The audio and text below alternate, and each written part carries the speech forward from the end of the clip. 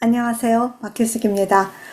고린도전서를 시작하겠습니다. 고린도전서의 저자는 사도 바울로 알려져 있습니다. 사도 바울이 제2차 전도에 갔을 때 이제 소아시아에서 두로아로 갔는데 거기서 꿈을 꾸게 되죠. 꿈을 꿨을 때 유럽에 있는 사람들이 제발 건너와서 우리에게 전해달라 이렇게 하나님의 영감을 받고 빌립보, 데살로니가, 베레아를 거쳐서 선교 여행을 하는데요.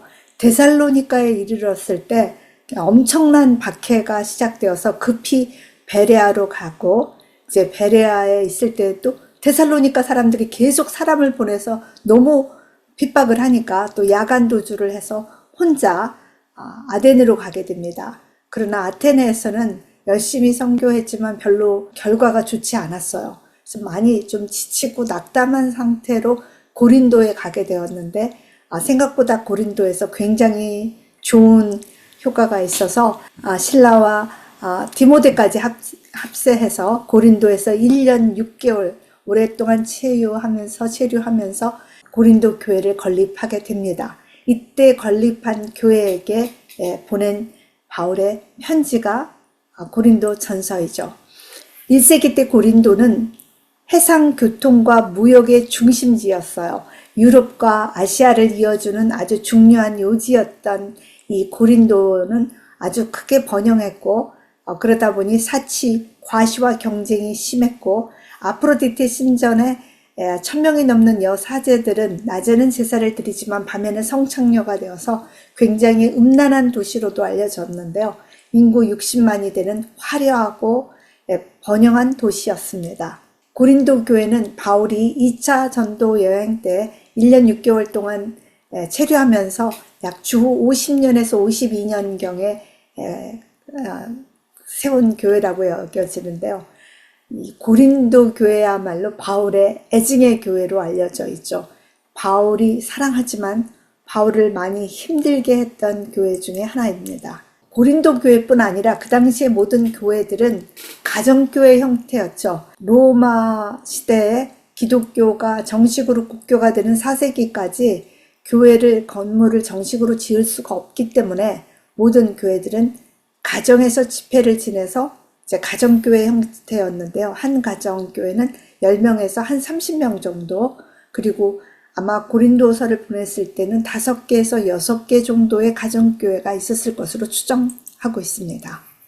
고린도 교회의 신자 구성을 보면 신분이 낮은 사람들, 극빈층, 노예들, 그리고 고린도시 자체가 해방 노예가 가장 많이 사는 곳으로도 알려있죠. 또 상업이 발달하다 보니까 많은 상인들, 그 소수의 부유한 자들, 그리고 유대인이었지만 기독교로 개정한 사람들, 그렇지만 대다수의 이방인 기독교인들로 구성되어 있다고 보여집니다. 고린도 교회의 교인들은 어떠한 사조를 가지고 있었냐면 대부분이 이방 헬라의 사상, 이곳이 마케도니아다 보니까 헬라의 사상을 많이 가지고 있어서 육과 영으로 나눠져서 몸은 중요하지 않고 몸은 죽고 우리의 감옥이지만 영이 영원히 살아서 죽지 않고 불멸하는데 이 영이 중요하다라고 생각을 하죠. 그렇기 때문에 영과 그 신비한 지식을 소중하게 여기고 결국 1세대 말쯤 되면 영지주의가 생겨나기도 합니다. 고린도 교회의 다양한 문제점을 가지고 있었는데요. 일단 교회 구성원 자체가 다양하다 보니까 균열과 갈등이 있었고 이 균열이 심해지니까 아주 법적으로 투쟁을 해서 이제 재판이 벌어지는 일도 일어났고, 고린도에는 원래 음란한 도시다 보니까 음행의 문제, 그리고 아프로디테 신전, 큰 여러 신전들에 바친 제물들을 먹을 것이냐 먹지 말 것이냐 하는 음식물에 관한 문제, 그리고 이거는 편지로 바울에게 물어봤던 질문 중에 하나죠. 혼인에 관한 문제, 그리고 교회 예배 안에서, 공동체 예배 안에서 있었던 다양한 은사와 그 질서에 관한 문제, 그리고 여성의 지위에 관한 문제, 예배 도중에. 그리고 특별히 이분들은 영을 중요하다 보니까 육체의 부활을 믿지도 않고 중요하게 여기지도 않았습니다. 부활에 대한 문제, 고린도 교회는 예루살렘에서 보내온 선교사들에 의해서 바울에 대한 불신과 불만들을 가지고 있었던 것 같아요. 그래서 거기에 대한 문제 등 다양한 문제들을 가지고 있었는데 그 문제에 대한 바울의 해답이 바로 고린도서에 보낸 편지입니다. 고린도서는 각 문제에 대한 바울의 해답으로 구성이 되어 있는데요. 1장부터 5장까지는 이 교회 내에 있는 분열에 대해서 그 답으로 십자가가 주어지고 음행에 대한 성도의 음행에 대한 것은 거룩의 답이 주어지고 음식물과 예배의 질서에서는 사랑의 답이 주어집니다. 부활은 사망을 이기신 예수 그리스도의 그 부활을 강조하시고요. 마지막 맺는 말에 인사말로 끝나서 이 문제 중심으로 구조가 이루어지는 것을 볼 수 있습니다. 첫 번째 1장부터 4장까지 나오는 고린도 교회의 분열을 보면요. 다양한 문제를 가지고 있는데 첫째는 고린도 교회를 건립한 바울을 지지하는 바울파. 그러나 바울 뒤에 왔던 아볼로가 정말 더 달변이고 아볼로야말로 정통이다. 나는 아볼로에게 침례를 받았다. 아볼로파. 예루살렘에서 예수님의 12제자 중에 진짜 참 제자는 사도 베드로다. 나는 사도 베드로파. 그래서 난 예루살렘에서 베드로에게 침례받았다. 하루에 3,000명씩 침례를 줬으니까 많은 분들이 받으셨겠죠. 그래서 나는 베드로파. 나는 이파 저파 아니니까 예수 그리스도파다. 그래서 이 한 교회 안에 이렇게 다양한 파당들이 있어서 파벌 싸움이 일어나고 분열이 있었던 심각한 문제가 있었던 것으로 보여집니다. 모두가 같은 말을 하고 너희 가운데 분쟁이 없이 같은 마음과 같은 뜻으로 온전히 합하라고 권면을 하고 있는데요. 이 분열에 대해서 바울의 처방은 하나님의 지혜는 특별한 지식이나 달변 수사학 같은 기술이 아니다. 물론 이 교회가 그 헬라 지역이다 보니까 헬라의 전통인 지식, 신비한 지혜 굉장히 중요하게 생각하고 수사하게 잘 발달한 곳이기 때문에 누가 더 그 교리에 대해서 말을 잘할 수 있느냐. 나는 이 신비한 지식에 대해서 많이 안다. 그리고 서로 자랑을 하고 자기의 지식을 자랑하고 했는데 바울은 그런 지식이나 달변이 문제가 아니라 헬라인들은 지식을 구하고 유대인들은 표적을 구하지만 하나님께서 주신 것은 부끄럽지만 거슬리는 이 십자가, 그리스도의 십자가만이 이 모든 것의 답이고 우리가 각 다양하게 나눠진 이 모든 것은 그리스도의 십자가에서 비로소 하나로 연합될 수 있다. 그래서 십자가만이 우리의 해답이다. 그리스도 십자가 안에서 모두가 우리는 하나가 돼야 된다. 물론 나는 심었고 아볼로는 물을 주었지만 그러나 씨가 자라게 복음의 씨가 자라게 한 것은 하나님이시고 그 하나님이 우리에게 예수 그리스도를 주셨고 그 예수 그리스도는 우리의 구원을 위하여 십자가를 지셨기 때문에 십자가야말로 우리 모두를 하나 되게 하는 키다라고 얘기를 하시게 됩니다. 이제 5장부터 나오는 고린도 교회의 음행 문제를 보면은 한 성도 중에 한 분이 자기의 스텝마더, 아버지의 또 다른 아내와 함께 동거를 하는 이런 부끄러운 일이 있었는데 그것을 당당하게 여기고 성도들도 그것을 제지하지 못하고 있고 또 그 아프로디테 신전에 밤마다 그 매춘을 하기 때문에 그 매춘하는 것을 부끄럽게 여기지 않았어요. 그들은 영이 중요하기 때문에 하나님에 대한 지식, 그것이 중요하고 우리를 구원하는 것은 예수님의 피라기보다는 그 하나님이 예수님을 통한 구원에 대한 지식, 그 지식이 우리 영을 변화시키고 그것이 영이 영원히 사는 것이기 때문에 몸은 별로 중요하지 않기 때문에 좀 음행을 저지른다든지 이런 것들은 우리를 더럽히는 것이 아니라 우리의 영혼이 중요하다고 생각하는 그런 헬라의 이원론적인 사상을 가지고 있었어요. 그래서 음행이나 매춘을 부끄럽게 생각하지 않았던 거죠. 그래서 바울께서는 그리스도께서 그의 보혈로 우리 몸을 사셨는데 우리 몸은 우리가 함부로 해도 되는 몸이 아니라 성령이 거하실 거룩한 성전이기 때문에 우리가 음행을 저지른다는 것은 우리의 몸 성전을 파괴하는 심각한 죄이다. 우리는 거룩한 삶을 살아야 한다라고 권면을 하고 계십니다. 교회 안에는 분쟁이 있었는데요.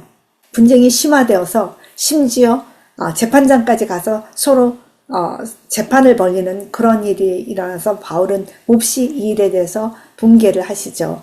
성도가 세상과 천사까지도 심판할 자들인데 어찌하여 하나님을 믿지 않는 세상에 나가서 이 판단을 받느냐. 이것은 참으로 부끄러운 일이다.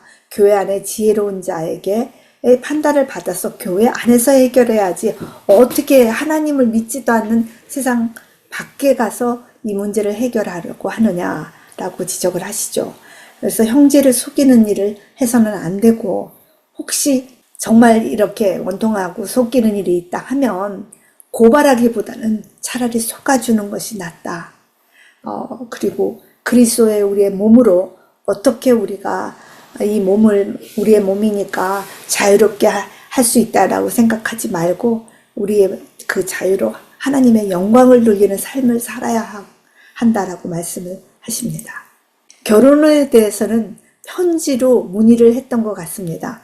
결혼에 대한 그 편지에 답을 하십니다. 결혼은 물론 독신으로 지내면서 여호와께 헌신하는 것이 더 좋지만, 혹시 남녀가 싱글로 살아서 오는 성적인 유혹을 피하기 위해서는 남자는 아내를, 아내는 남편을 갖는 것이 적절하고 그것은 좋은 일인데, 한번 결혼을 하면 내 몸이 내 것이 아니라 배우자의 것이기 때문에 배우자에게 내 몸을 허락해야 되고, 그러니까 가능하면 결코 분방하지 말아서 함께 방을 써서 기도할 때만 특별히 그 기간에만 분방하고 항상 좋은 부부와의 관계를 맺으라고 권면을 하죠. 혹시 남편이 죽거나 혹시 어떠한 이유로 사별을 하거나 이혼을 하게 될 경우 가능하면 그대로 독신으로 지내는 게 좋지만, 혹시 음행의 문제가 있을 수 있는 경우라면 차라리 결혼하는 것이 낫다라고 얘기를 하시죠. 나의 배우자가 신자가 아닐 경우, 만약에 남편이 나한테 이혼을 원하지 않는다면 그 아내는 그 남편과 계속 살고, 신자가 아니라도 이혼할 마음이 없을 때는 계속해서 살기를 권면하죠. 혹시 배우자가 우리들로 인하여 신앙을 받아들일 수 있는 좋은 계기가 될지 모르니까 결코 이혼하지 말고 함께 살려고 권면을 합니다. 그러나 배우자가 신앙 때문에, 신앙의 문제 때문에 꼭 이혼하기를 바란다면 이혼하는 것도 허락을 하시죠. 가능하면 젊은 남자나 젊은 여자나 남자가 독신으로 지내는 것이 좋은 것은, 우리가 배우자를 기쁘게 하는 삶을 살기보다는 하나님을, 여호와를 기쁘게 하는 삶에 집중하기 위해서 가능하다면 독신을 권면하기도 합니다. 우상의 제물에 관한 문제가 8장부터 10장까지 나오는데요. 과연 이교도의 그 제물로 바쳐진 고기를 성도들이 먹어도 되는가? 혹은 큰 이교도의 잔치가 있습니다. 1년에 몇 번씩 있는 잔치에 이제 초청이 되어서 갔을 경우 거기서 나온 그 제물의 고기를 먹어도 되는가? 이러한 문제들. 그리고 그 당시에는 모든 제물들의 대부분이 이방의 제단에 바쳐졌다가 시장에 와서 팔리기 때문에 과연 이 고기가 제물로 바쳐진 고기인지 아닌지 알기가 쉽지 않기 때문에 이런 고기들을 먹어도 되는가, 먹을 수 없는가 라는 문제는 굉장히 실질적인 문제였죠. 주후 49년에 예루살렘 총회에서 이제 이방인들을 개종할 경우 그들에게 무엇을 요구할 것인가에 대한 중요한 결정이 있었습니다. 그때 613가지의 그 많은 계명 중에 유대인이 아닌 이방인들이 기독교로 개종할 경우 우리가 무엇을 요구할 수 있느냐? 우상의 제물로 바쳐진 것은 먹을 수 없고, 음행을 하는 것, 그것은 부정한 것이니까 안 되고, 혹시 목매어 죽인 것과 피를 먹는 것, 이것은 절대 금한 것이다. 우상의 제물을 먹는 것, 목매어 죽인 것이나 피를 멀리하는 것, 그것과 음행을 빼놓고는 그 어떤 무거운 짐도 이방인에겐 지우지 않겠다라는 것이 예루살렘 총회가 결정된 문제입니다. 그러니까 절기를 지킨다든지 정결법을 요구한다든지 할례를 요구한다든지 그러한 일들은 예루살렘 총회에서는 더 이상 요구하지 않기로 결정이 됐죠. 그 49년에 결정이 나고 53년도쯤 고린도 교회에 이제 어떤 문제가 있었느냐. 이방 신들의 종교의식에 드려진 희생 제물의 고기를 자유롭게 먹을 수 있느냐 없느냐 하는 문제로 논쟁이 벌어지게 된 것입니다. 고린도 교회는 다양한 계층의 신자들이 존재했는데요. 먼저 유대교 그리스도인들이 있었습니다. 유대교이면서 그리스도인들은 우상의 제물은 결코 먹을 수가 없다는 전통 때문에 우상에게 바쳐졌을지도 모르는 고기를 시장에 팔면 아예 그 고기를 자기 집에 있는 염소를 잡은 게 아닌 바에는 아예 그 고기는 안 먹고 차라리 채식하는 편을 택했던 것이죠. 이방인 그리스도인 중에서도 두 부류가 있었는데요.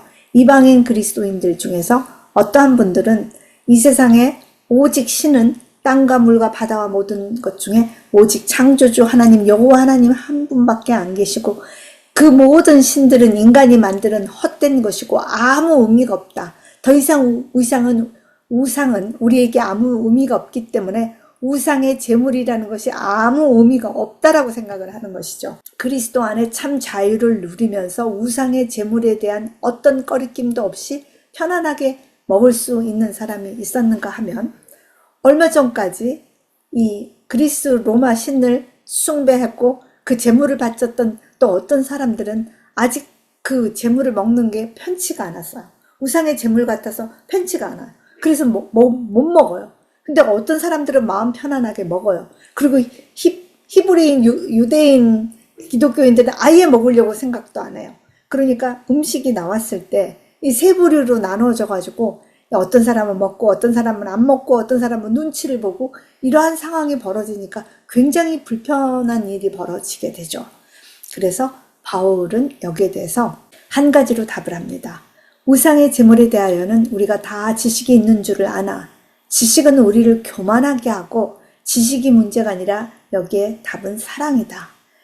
우상의 제물의 문제에 사랑이 답이라는 것이 무슨 뜻일까요? 음식은 우리를 하나님 앞에 내세울 수 없고 우리가 먹거나 안 먹는 것이 잘하는 게 아니라 혹시 우리가 자유롭게 먹을 때 믿음이 약한 사람들이 우리 때문에 시험에 빠진다면은 이것이 문제라는 거죠. 음식 자체는 본질적으로 문제가 되지 않기 때문에 자유롭게 먹을 수 있을지라도 제물인지 다 알고도 아무런 부담이 없이 먹는 사람이 있는가 하면 제물이기 때문에 먹을 수 없는 사람이 옆에서 보면 굉장히 시험에 빠지게 되는 거죠. 그러면 제물인데도 먹어도 되나? 이거 진짜 이거 먹을까? 이 시험이 믿음이 연약한 사람에게는 굉장히 이게 형제가 아무 생각 없이 먹는 게 저 사람은 이게 우상의 제물인지 알고 먹는 거야? 모르고 먹는 거야? 오만 생각이 들면서 이제 형제를 시험에 들게 한다는 거죠. 믿음이 약한 사람에게 거침이 되어진다는 거죠. 그래서 우상의 제물의 문제는 이 우상의 제물을 먹을 것이냐 안 먹을 것이냐 하는 이 작은 빙하의 끝이 아니고 빙하 내면 깊이 있는 공동체 내에 서로 다른 생각과 서로 다른 문화권이 일어나는 균열의 문제였죠. 경계선에 부딪히는 문제. 그래서 이 문제의 답은 먹는 게 옳다, 먹지 않는 게 옳다 그런 것이 답이 아니라 이것은 사랑의 문제라는 것이죠. 내가 형제를 배려했다면 나 때문에 시험에 빠진 것을 했다면 나는 이런 거 하나도 문제가 되지 않아. 내게는 더 이상 우상은 존재하지 않아. 하고 아무렇지도 않게 먹으면 자칫하면 그러한 자기의 자유로움이 교만이 되어서 형제를 시험에 빠지게 하지만 내가 다른 사람을 배려하는 것은 참으로 덕을 세우는 아름다운 것이기 때문에 자신의 권리를 포기하는 사도의 모범을 얘기하게 되는데요. 9장에 보면 베드로가 선교 여행 다닐 때 자기 아내와 다니면서 섬김을 받아요. 그럴 뿐만 아니라 제사장들은 성전에 나오는 제물을 먹고 또 여기서는 이런 말도 나오죠. 타작하는 소의 입에다가 망을 씌우지 말라고 율법서에도 나와 있지 않느냐. 소가 하루 종일 타작을 하는데 열심히 그런데 혹시라도 곡식단을 먹을까봐 입에다가 망을 씌우는 건 너무 잔인하다. 소가 열심히 곡식을 떨다 배고프면 곡식을 좀 먹을 수 있게 입에다가 망을 씌우지 말라라고 얘기하는 건 자기 집에서 일하는, 식당에서 일하는 분에게는 식사를 무료로 제공을 해야 되고, 성전에서 일을 하시는 제사장들은 그 재물을 먹을 수 있어야 하고, 심지어 이런 얘기도 나오죠. 내가 포도를 심었다면 포도를 먹을 수 있고, 양을 키웠다면 그 양의 젖을 먹을 수 있어야 하지 않겠느냐. 내가 이렇게 선교 활동을 하는데 나도 베드로가 그의 아내와 함께 섬김을 받듯이 나도 교회에서 섬김을 받을 수 있다. 나도 그런 권리가 있다. 그래, 나하고 바나바만 그런 권리가 없어서 자비량 선교를 하는 것이 아니라 나도 분명히 섬김을 받을 권리가 있지만 그 권리를 스스로 포기하는데, 그것은 뭐냐면 조금이라도 더 많이 복음을 전하기 위해서, 조금이라도 부담이 될까봐, 조금이라도 걸림돌이 될까봐, 내가 조금 더 다른 사람에게 걸림돌이 되지 않기 위해서 나의 내가 섬김을 받을 권리를 내가 자유로 포기를 하고 자비량으로 선교를 하고 있다. 그렇기 때문에 내가 자유로 이 우상의 음식을 나는 거리낌 없이 먹을 수 있다고 해도 누군가가 나 때문에 힘들다면은 나의 자유를 포기하는 자유야말로 정말 위대한 사랑이기 때문에 내가 그 사도로서 자비량으로 선교하면서 나의 권리를 포기하는 것처럼 그렇게 우리의 자유를 포기하며 형제를 배려하는 사랑이 필요하다라고 얘기를 하시죠. 그리고 또한 후반부의 10장 후반부에는 우상 숭배에 관한 얘기를 합니다. 1장부터 22장까지는 이제 광야에서 이스라엘이 반석이신 그리스도에게서 물을 받아 먹고, 또 그리고 다 같이 홍해에서 침례를 받고, 또 구름 기둥과 불 기둥을 지나가면서 이렇게 하나님의 은혜로 살았음에도 불구하고 황금 송아지 우상에 빠지고, 그리고 바알부올의 우상에 빠져서 2만 3천 명씩 죽는 그렇게 우상 숭배의 큰 죄악에 빠졌던 것은 그때뿐 아니라 오고 가는 모든 세대의 우상 숭배를 하지 말라는 교훈이다라는 얘기를 하면서 어떠한 경우에도 우상 숭배의 죄에 빠지지 말라는 경고를 하시죠. 그래서 우리에게 준 자유로 우리가 마음대로 우상을 섬긴다든지 우상의 재물은 아무렇지도 않다고 먹는다든지 그렇게 하지 말고, 우리의 자유는 하나님의 영광을 위해서 스스로 포기할 수 있는 그 성숙한 자유에 이르게 하도록 권면하고 계십니다. 11장부터 14장까지는 공동체 예배에서의 질서를 유지하는 것에 대해서 얘기를 합니다. 여성과 남성의 성구별에서 특별히 머리를 어떻게 구별할 것이냐, 또 성만찬에서 분열된 문제가 있는데 이 성만찬을 적절하게 하기 위한 권면, 특별히 고린도 교회는 은사의 문제가 있었던 것 같아요. 서로 은사를 경쟁적으로, 나는 방언의 은사, 예언의 은사, 그래서 은사가 많이 있었는데, 풍성하게 있었는데 이게 경쟁적이고 과시적이었기 때문에 그 은사의 문제, 그러나 가장 큰 최종적 은사인 사랑에 대하여 13장은 설명을 하고 있고요. 그리고 예배 중에 어떻게 은사가 질서 있어야 하는지를 얘기하고 계십니다. 여자와 남자의 구별. 사실은 그리스 로마 시대에서는 남자들이 젊은 남자 애인을 갖는 것을 부끄럽게 생각하지 않고 그것을 로맨틱하다고 생각하고, 여자도 여자 레즈비언 하는 것을 그렇게 부끄럽게 생각하지 않고 그렇게 낭만적으로 여겼던 시대입니다. 그러나 성경에서는 엄격하게 남자는 남자여야 하고 여자는 여자여야 하기 때문에 그 외모에서도 여자가 머리가 길러하고 기른 머리를 성적으로 예배 도중에 보이지 않고 베일을 써야 한다. 그리고 남자는 남자답게 또 머리를 자르고, 그래서 남녀의 구별을 존중을 하죠. 그리고 예배 내에서 여성의 위치를 또 정합니다. 마치 사도 바울께서 여성들의 권익을 굉장히 제한하는 것처럼 느껴질 수도 있습니다. 그러나 사실은 더 깊이 생각해 보면 구약의 세대에서 여인은 공중 예배에서 기도나 예언을 할 수 없게 제한되어 있습니다. 그렇지만 이제 신약의 세계에서 사도 바울의 교회에서는 공중 예배에 여인이 기도할 수 있고 심지어 예언도 허락되어 있습니다. 물론 구약의 시대에도 여자 예언자가 있습니다. 그러나 예배 도중에 일어나서 예언하는 건 여자에게 허락되어 있지 않고 개인적으로 찾아갔을 때 예언을 할 수 있죠. 그런데 이제 예언을 예배 도중에도 하나님의 영이 임하면 여인들이 일어나서 예언을 할 수 있고 대표 기도를 여인들이 할 수 있는 여성들에게 상당히 변화된 위치가 주어졌습니다. 그러나 사도 바울은 엄격하게 여자는 규모 있게 참석해야 한다. 대표로 기도할 수 있고 예언도 할 수는 있지만 여성이라면 베일을 쓰고 규모 있게 해야 된다라고 하고 있어요. 고린도교에 굉장히 무질서하게 여자분들이 너무 심하게 나섰던 것 같이 보여집니다. 사도 바울의 13권의 모든 편지서를 통해서 보면은 사도 바울의 사역에는 여성의 적극적이고 능동적인 참여와 그분들이 담당하고 있는 것을 실질적으로 볼 수가 있어요. 베베 여집사는 그 신약에서 꽃이라고 하는 로마서를 그 20일에 걸쳐서 약 20일에 걸쳐서 로마까지 직접 그 편지를 전해주는 일을 했고 그 신뢰받을 사람이 아니면 그 중요한 편지서를 보낼 수가 없죠. 근데 여집사가 남자들 다 제끼고 여집사님이 그 로마서를 전달했던 걸 볼 수가 있어요.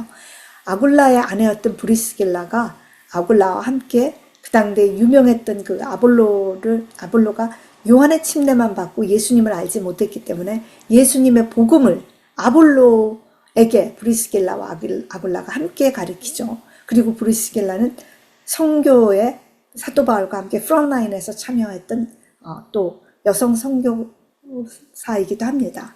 또 유니아를 바울은 자신의 동역자라고 밝히고 있죠. 유오디아와 순두계 같은 분은 그 빌립보 교회의 지도자들이었죠. 두 여성 지도자였고 루디아로 말할 것 같으면 그 빌립보 교회의 초대 지도자죠. 이분의 후원으로 초대교회가 자기 가정교회가 시작됐고 바울의 끊임없는 동역자였고 바울을 계속해서 후원했던 아주 바울의 정말 좋은 동역자였었죠. 바울의 선교를 통해서 보면 정말 프론라인에서 역동적이고 창조적이고 적극적으로 후원했던 많은 여성들이 있었다는 것을 보게 됩니다. 바울의 서신을터에 보면은 신약의 노예 제도를 막 인정하는 것 같은 그런 예배소서, 골로새서, 디모데전서, 디도서에는 그러한 문장들이 나와요. 그러면 사도 바울은 노예 제도를 영구적으로 받아들이는 것인가? 라는 그런 질문이 드는데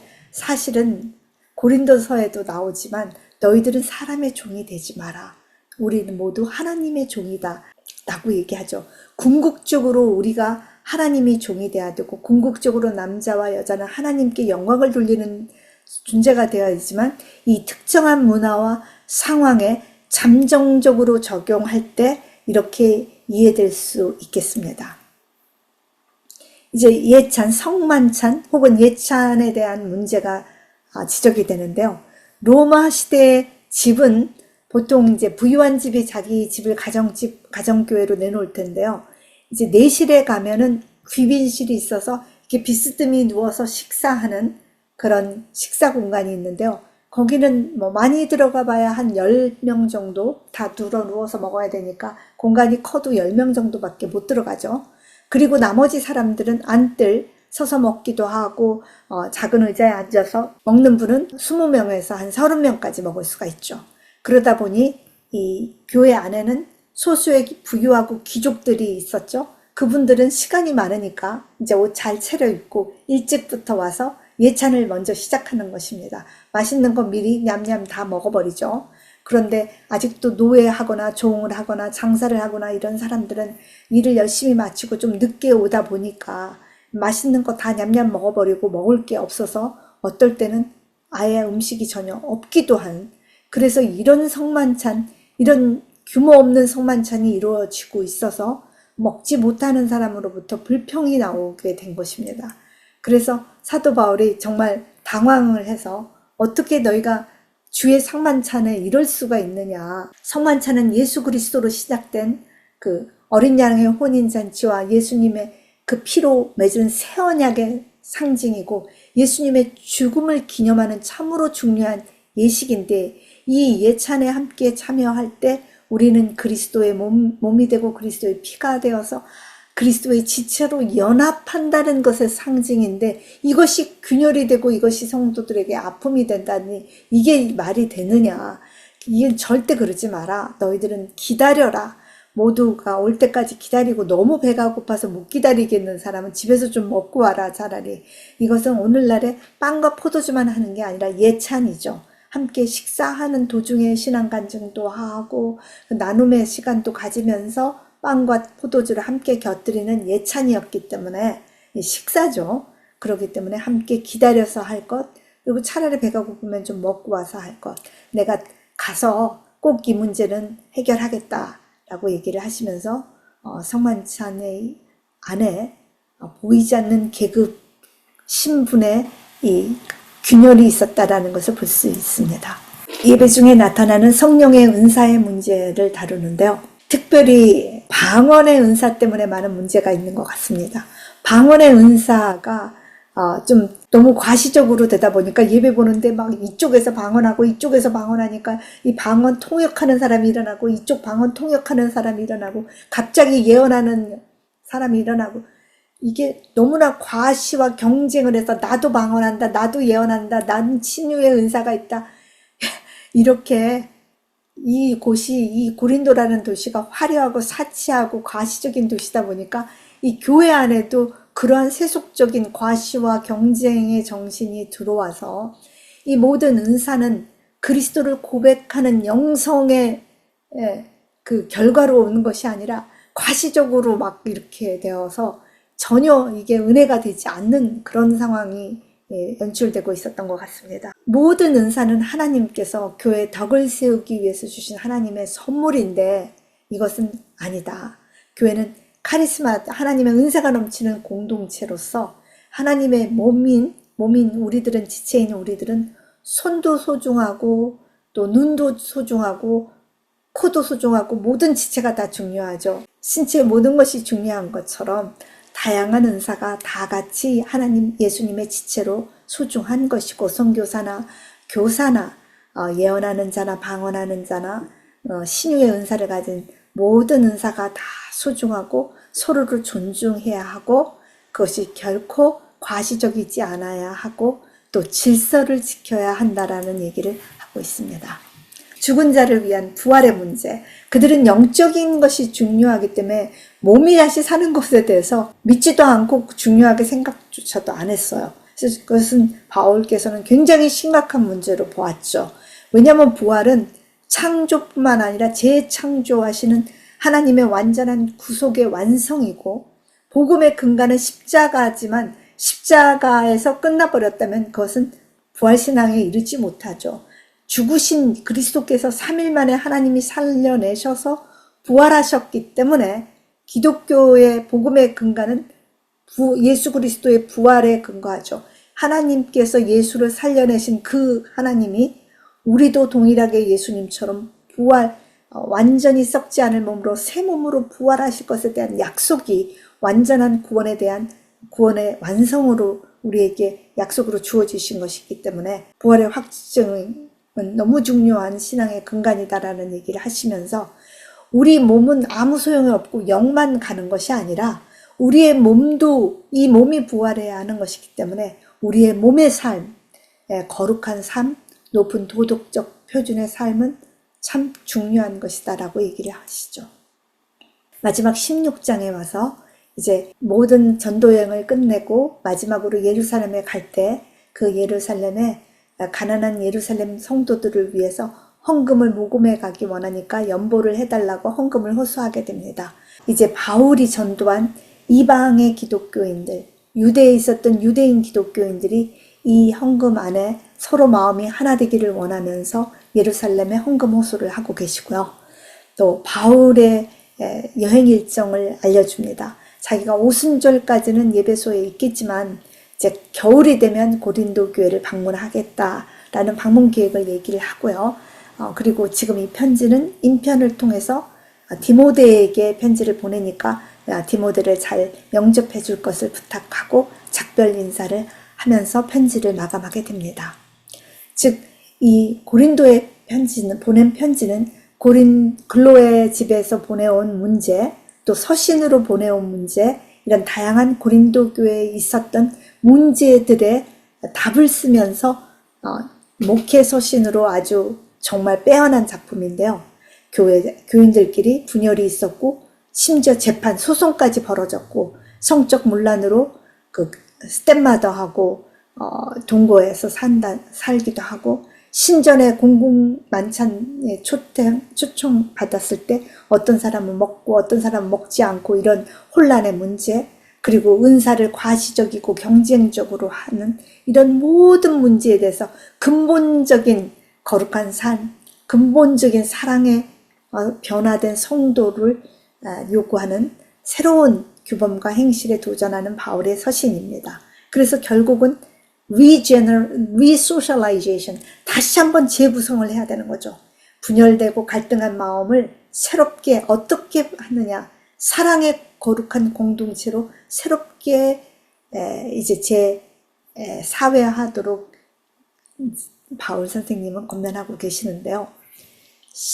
분열된 것은 그리스도의 십자가로 연합하고 은사, 무질서한 은사와 경쟁적인 은사 예배 도중에 일어나는 모든 것은 질서 있게 조화롭게 절제하도록, 분열되어서 갈라진 성만찬은 그리스도의 피와 몸이신 예수 그리스도의 예찬을 통해서 연합으로 이루어지고, 우상의 제물을 먹을 것이냐 안 먹을 것이냐 하는 문제는 내 자유를 포기하는 진정 성숙한 자유로 나아가는데, 이 모든 문제의 정말 답은 사랑이죠.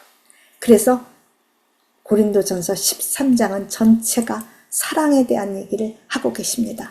사랑은 제일 좋은 은사가 아니라 이 모든 은사의 최종적 길이 바로 사랑의 품성인데, 이 사랑은 감정이 아니라 성도의 구체적인 행동과 삶의 방식이어야 된다라고 얘기를 하죠. 그런데 영적인 은사를 하는데 방언을 하거나 예언을 하거나 지식이 풍부하거나 기적을 행하고 내가 몸을 불살라주는 어떤 일들을 한다고 하더라도 내 마음에 사랑이 없으면 아무것도 아니라고 하죠. 고린도 교인들의 마음속 깊이 내재된 시기와 교만과 무례함과 자랑과 자기 유익이 아니라 정말 하나님의 사랑의 품성이 이 모든 것을 덮어야 한다라고 얘기를 하죠. 그렇기 때문에 가장 중요한 영성은 사랑의 품성이다라고 고린도서 전체를 통해서, 고린도서 전서를 통해서 모든 문제의 최종적 답은 사랑이다라고 말씀을 하시죠. 사랑이 갖는 7가지의 강력한 파워는 오래오래, 마크로둠에 오래오래 참는 것입니다. 하나님이 우리가 잘못할 때마다 탁 벌을 주시면 우리는 그냥 콩가루가 될 텐데, 하나님 오래오래 참으세요. 오래오래. 사랑은 오래 참고 온유하고 부드럽고 겸손한 거죠. 진리와 함께 이것이 나한테 불리게 올지라도 이것이 옳은 일이라면 참으로 기뻐하고, 이건 오래 참다 하고 모든 것을 참는 것은 다르죠. 오래오래 참는 거고, 모든 것은 어떤 것이라도 한계 없이 참는 것이고, 모든 것을 바라다. 참 하는 걸 보니까 모든 사람이 다 쟤는 해봐야 소용이 없어. 그렇지만 엄마는 다시 한번 바래요. 우리 아들이 잘할 수 있을 거다. 우리 딸이 이번에는 꼭 해낼 거다. 바라고 또 믿습니다. 그리고 아이가 하는 그 모든 과정 동안 참고 견뎌주죠. 심지어 엄마도 부모님도 한계가 있어요. 어느 시점이 오면 더 이상 할 수가 없는 시점이 오지만, 하나님의 품성은 모든 것을 참고 모든 것을 바라며 모든 것을 믿고 한계 없이 견디며 끝까지 참아내는 그것이 하나님의 참 사랑이고, 하지 않는 8가지는 하나님은 우리에게 시기하지 않습니다. 교만하지 않습니다. 무례하지 않습니다. 자랑하지 않고요. 하나님은 자기의 이익을 구치 않아요. 하나님이 원하시는 건 우리의 이익과 우리의 기쁨을 위함입니다. 성내지 않냐고. 하나님이 성내면 우리는 다 박살이 내고 전 인류가 존재할 수도 없죠. 우리는 밥 먹듯이 죄를 짓는데도 하나님이 성내지 않고 오래 참고 온유하셔서 우리는 인류가 지금 몇십억이 되도록 살고 있는 거죠. 악한 것을 전혀 생각하지 않고 불의를 전혀 기뻐하시지 않습니다. 하나님의 품성인 이 사랑, 그 사랑이 우리가 받을 수 있는 은사의 최고의 절정인 것이죠. 이 은사를 우리가 사모해야 되고 이것이 우리의 모든 죄악의 궁극적인 답이 되는 것이죠. 사랑은 오래 참고 온유하고 시기하지 않고 자랑하지 않고 교만하지 않고 무례향하지 않고 우리의 이익을 구하지 않고 성내지 않고 악한 것을 생각하지 않고 불의를 기뻐하지 않고 진리와 함께 기뻐하며 모든 것을 참으며 모든 것을 믿으며 모든 것을 바라며 모든 것을 견딘다고 말씀하시며 그 사랑이 오늘 고린도 교회에 준 해답이 것이죠. 그런데 이렇게 아름다운 편지를 보냈는데 고린도 교회는 어떻게 됐을까요? 다 성도님들이 회개하고 울면서 받아들이지 않고 디모데가 이 편지를 가지고 왔는데 디모데를 내쫓고 바울의 편지를 멸시를 하고 완전히 디모데가 너무 낙심을 해서 이 반응을 바울에게 전하게 됩니다. 바울이 그 편지가 거절당하고 심지어 디모데까지 푸대접을 받았다는 말을 듣고 너무 실망을 하고 걱정이 되어서 겨울에 가기로 계획을 했지만 미리 고린도 교회를 가게 됩니다. 고린도 교회를 방문했는데 교인들이 바울 선생님이 오시니까 우리가 잘못했습니다. 이제부터 잘하겠습니다. 그런 게 아니라 당신이 뭐요? 당신이 우리한테 해준 게 뭐가 있습니까? 하고 교인들에게 거절을 당하고 바울이 슬픔으로 고린도 교회를 떠나서 고린도를 떠나오게 됩니다. 너무나 낙심해서는 고린도 후서에 보면 내가 심히 울고 아파하며 편지를 썼다고 하셨어요. 바울은 자기가 세운 교회가 어떻게 이러한 위기에 처하게 되었는지 마음 아파서 간곡한 심령으로 울면서 3차 강경한 편지를 유스도편에 재발송하게 됩니다. 왜 이러한 일들이 생겨났느냐? 바울은 전도할 때 어떤 데에도 후원을 받거나 지지를 받지 않고 자비량으로 혼자 턴막을 지면서 일을 하면서 자비로 선교를 했어요. 그런데 아무도 예루살렘에서는 선교사를 파견해서 이방에 선교를 보내지를 않았어요. 그러나 사도 바울이 힘들게 자비를 들여서 목숨을 내걸고 투석형을 당하고 막 고난을 당하면서 교회를 세워서 빌립보에 데살로니가에 베레아에 갈라디아에 교회를 세우고 나면 1, 2년 후에 예루살렘에서 선교사가 이제 파견장을 받아가지고는 예루살렘에서 선교사들이 와서 사도 바울이 할례 받지 말한 거 잘못된 거다. 할례를 받아야 진짜 기독교인이 된다. 너희들 이거 해야 된다. 바울이 하지 말라는 거 그거 잘못된 거다. 바울은 초청장이 없지 않냐. 나는 예루살렘 총에서 추천장을 받아 왔다. 그러면서 바울을 비방하고 바울의 신조를 부정하는 일이 벌어져서 성도들이 우리 사도 바울 말 못 믿겠다. 그래서 바울이 보낸 편지를 무시하고 바울이 오니까 바울조차도 거절해서 바울에게 말할 수 없는 일이 벌어졌는데 이 예루살렘에서 온 선교사들은 바울이 혼자서 프론라인에서 목숨을 내걸고 선교를 하면 뒷북을 가서 계속 치면서 바울을 많이 힘들게 하는 이러한 일들이 벌어졌었던 것입니다. 바울은 간곡한 심령으로 3차 이제 편지를 쓰게 되는데 이 모든 내용들은 고린도 전서에는 없고 고린도 후서를 통해서 그 자세한 내막을 우리가 살펴볼 수 있게 됩니다. 고린도가 그렇게도 화려하고 번창한 상업도시였는데 고린도 유적지에 가면 지금은 돌만 남아 있습니다. 그 화려했던 아프로디테 신전도 돌만 남아 있고요. 지금 모든 것은 돌만 남아 있습니다. 예언도 심지어 그 도시와 그 사람들만 다 사라진 것이 아니라 예언이나 방언이나 그분들이 했던 지식 그 모든 것들은 다 폐해졌지만 오직 그들을 위해서 뜨거운 마음으로 전했던 사도 바울의 사랑의 편지는 여전히 남아서 우리들에게 전해지고 있습니다. 고린도 교회뿐만 아니라 오고 가는 모든 세대 성도들에게 주신 이 사도 바울의 이 사랑의 메시지가 시간과 공간을 넘어 우리들의 가슴에도 젖어들어지고 감동으로 전해지기를 간절히 바랍니다. 감사합니다.